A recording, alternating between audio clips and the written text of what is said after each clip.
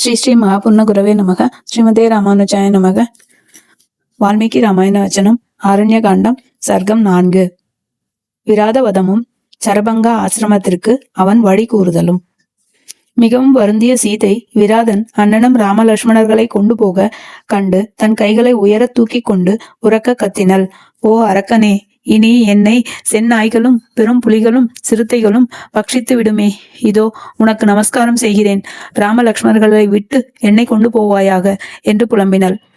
சீதை அண்ணனும் புலம்புவதை கேட்டு தாசரதிகள் மனம் பதைத்து அவ்வரக்கனுடைய இடக்கையை லக்ஷ்மணனும் வலக்கையை ராமனும் துண்டித்தனர். உடனே திடீரென்று அவன் கீழே விழுந்தனன்.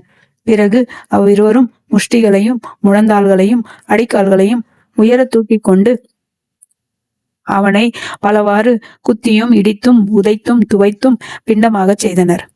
அந்த ராட்சசனோ மரணமடையவில்லை. ராமன் விராதனை ஆயுதம் முதலியவற்றால் எவ்விதத்திலும் கொல்ல முடியாதென்று நன்றாக தெரிந்து கொண்டு இவனது தவ வலிமையினால் இவனை ஆயுதங்களால் கொல்ல முடியாது, ஆகையால் இவனை தரையில் பள்ளம் வெட்டி புதைத்து விடுவோம் என்று லக்ஷ்மணனை நோக்கி கூறினன். விராதன் ராமன் சொன்னதை கேட்டு பூர்வ ஞானம் வரப்பெற்று ராமனை நோக்கி, புருஷோத்தமனே, கௌசல்யா தேவியின் வயிற்றில் அவதரித்த ராமனே, நான் இப்பொழுது உன்னையும் மகா பாகியவதியான சீதையின் சொரூபத்தையும் தெரிந்து கொண்டேன். நான் தும்புரு என்னும் கந்தர்வன். நான் முன்பு அரம்பையை தழுவி வேண்டிய சமயத்தில் குபேரனுக்கு பணிவிடை செய்யாதிருக்கையில் அக்குபேரன் மிகவும் கோபித்து என்னை ராட்சசனாக சபித்தனன்.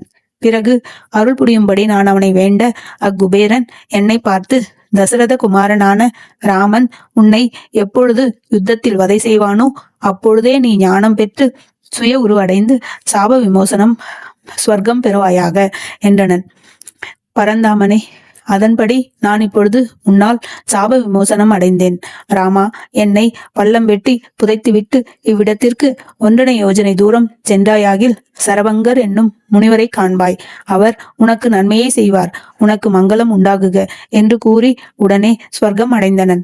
ராமலட்சுமணர்கள் அவன் சொன்னபடியே அவனை பெரியதொரு பள்ளம் தோண்டி புதைத்துவிட்டு சீதையை அழைத்து கொண்டு மிகவும் சந்தோஷமடைந்து அப்பெரிய வனத்தில் ஆகாயத்தில் விளங்கும் சந்திர சூரியர்களைப் போல் விளையாடி கொண்டிருந்தனர்.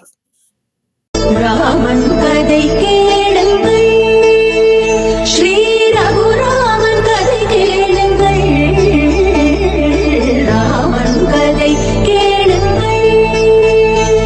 ராமாய ராமபத்ராய ராமச்சந்திராய நமஹ. ఈ జగమంతా రామమయం. రామ రామ రామ రామ రామ రామ రామ